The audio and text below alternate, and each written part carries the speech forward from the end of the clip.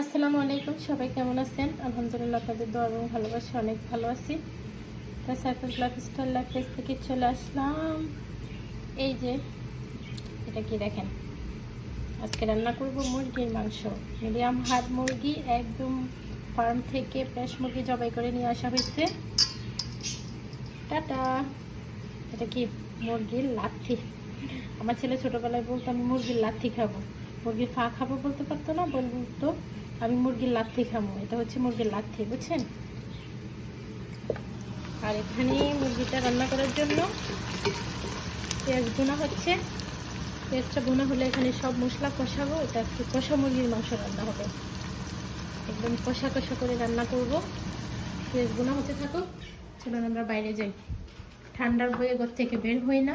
এখন অনেক রোদ উঠছে, একদম দুপুরবেলা এখন, তো এখন বের হইতে আর ভয় নেই। ঠান্ডাটা এখন নাই, অনেক রোদ উঠছে এখন। আমাদের এখানে কিন্তু ঠান্ডা পড়ে গেছে, বাংলাদেশে কিন্তু এখনো গরম। ফোন দিলে দেখি সবাই ফাঁকা ছেড়ে বসে আছে, আর আমরা সোয়েটার দিয়ে পরে বসে আছি, এমন অবস্থা। গার্ডেনের অবস্থা তো যাই কিন্তু লাউ গাছটা এখনো কাটি নেই, একটা মাত্র কারণে। আর এই টমেটো গাছে তো এখন এই যে জোফায় জোফায় টমেটো আসতেছে।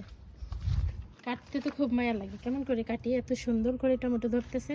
এই যে এই রিজনটা ছিল লাউ গাছ না কাটার, লাস্ট মুহূর্তে মানে আমি কয়েকবার বোধে লাস্ট ভিডিও করছি যে এরপরে মনে হয় আর খেতে পারবো না, এরপরে মনে হয় আর খেতে পারবো না এমন। কিন্তু এত সুন্দর একটা লাউ আসলো যেটা আমি দেখিও নাই, এই 2-3 দিন হলো লাউটা দেখলাম, সেই জন্য আর লাউ গাছ কাটা হচ্ছে না। তো লাউটা হচ্ছে আজকে কেটে ফেলবো, কারণ রাখবো না। যে পরিমাণ সকালে আর রাতে ঠান্ডা পড়ে, বেশি ঠান্ডা পড়লে লাউটা এরকমই দেখতে লাগবে, কিন্তু যখন রান্না করতে যাব তখন আর ওটা সুন্দরভাবে সেদ্ধ হবে না, হবে না, ঠান্ডায় কেমন একটা জানি হয়ে যায় আর কি। আরে কি সুন্দর সুন্দর টমেটো, মাশাআল্লাহ দেখেন, একদম জোফায় জোফায় টমেটো আসতেছে। এই চলে আসলো একটা হাতে। এই হচ্ছে আমাদের আমেরিকাতে এখন অবস্থা ঠান্ডার। তো লাউটা ছিঁড়ে ফেলে বিসমিল্লাহ।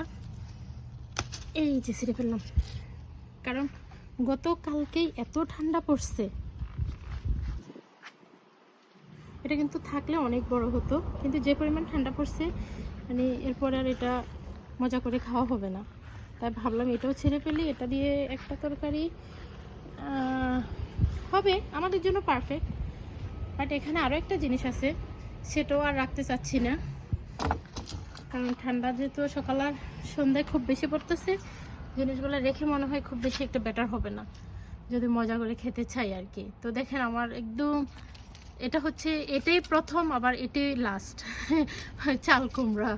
তো চাল কুমড়াটাও আমি ছিঁড়ে ফেলবো, আসো খতম করি আজকে তোমাদেরকে। এই যে তার দুইটা মিলে একটা তরকারি রান্না করা যাবে, লাউ চাল কুমড়া দুটো অলমোস্ট সিমিলার, বা একসাথে রান্না করলে মনে হয় না মন্দ হবে, কারণ প্রায় কাছাকাছি এরা, খালাতো মামাতো বোন আর কি। তো এই দুইটাকে হচ্ছে চিংড়ি মাছ দিয়ে রান্না করা হবে। বরবটি গাছ মরতে মরতে মানে আর না পারতে পারতেও যে ধরতেছে, এগুলোর অবস্থা হচ্ছে এইরকম। এই যে এগুলোর অবস্থা হচ্ছে এইরকম, কিন্তু ধরতেছে এখনো, মানে গাছগুলো তুলতে এসো আমি তুলতে পারি না, মায়া লেগে যায়। এই যে বাঁকা জোকা হয়েও কিন্তু ধরতেছে, দেখেন এখনো কিন্তু অনেক আছে। আর সিম গাছ, আমি সিমের ভিডিও করে নিই, একটু সিম তুলেছিলাম। আর এখন যে কি অবস্থা সিম গাছের, এই যে দেখুন, এই যে মানে দেখুন এই জায়গাটাতেই যদি সবগুলো সিম বড় হতে পারে তাহলে কতটুকু সিম হবে। আর পুরো বাগানটার সিম আমি নাই দেখালাম, এই যে কি পরিমাণ দেখুন, মাশাআল্লাহ মাশাআল্লাহ। কিন্তু আমার মনে হচ্ছে ঠান্ডা যাই পড়ুক, মানে ঠেলে ঠুলে হলেও এইটুকু খেতে পারবো, কিন্তু আরও যা ফুল আছে বা ফুল আসতেছে স্টিল নাও, ওগুলো খাওয়া হবে না, ওগুলো খাওয়া হবে না। এই যে সব সিম গাছে একদম ঝুলে ঝুলে পড়তেছে, এই পরিমাণ বাড়ছে লাস্ট মুহূর্তে এসে। তারপরে যেটুকু লাস্টে এসে খেলাম আলহামদুলিল্লাহ, অতটুকু খেতে পারবো আশা করি নাই, এরপরও খেলাম আলহামদুলিল্লাহ, আলহামদুলিল্লাহ খেলাম অনেক। আর বাকি সব গাছের অবস্থা তো একদম অনেক খারাপ। এই যে গাছের পাতা ঝরা শুরু হয়েছে, এই যে দেখুন বাড়িঘর কিন্তু পুরো জঙ্গল, এখন পাতা পড়বে, সব পাতা উড়ে উড়ে আসবে, বাইরের পাতাগুলা আর আমার গাছের পাতাগুলা দেখেন। এখানে কিন্তু পাতা ঝরার আগে গাছ খুব সুন্দর করে মানে সাজে আর কি। প্রত্যেকটা গাছের পাতা ঝরার আগে গাছের কালার চেঞ্জ হয়ে যায়, পাতার কালার চেঞ্জ হয়ে যায়, এক একটা গাছের পাতার এক এক রকম কালার হয়ে যায়, খুবই সুন্দর লাগে ফল সিজনে মানে গাছের পাতাগুলোর কালার যখন চেঞ্জ হয়।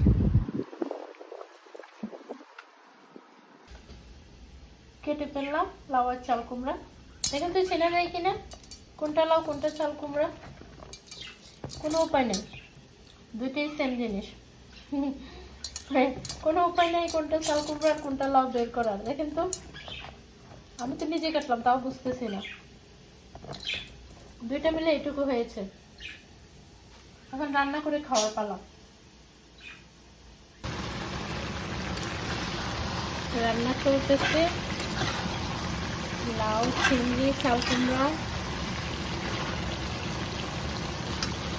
আর এখান দিয়ে রান্না হচ্ছে চিকেন।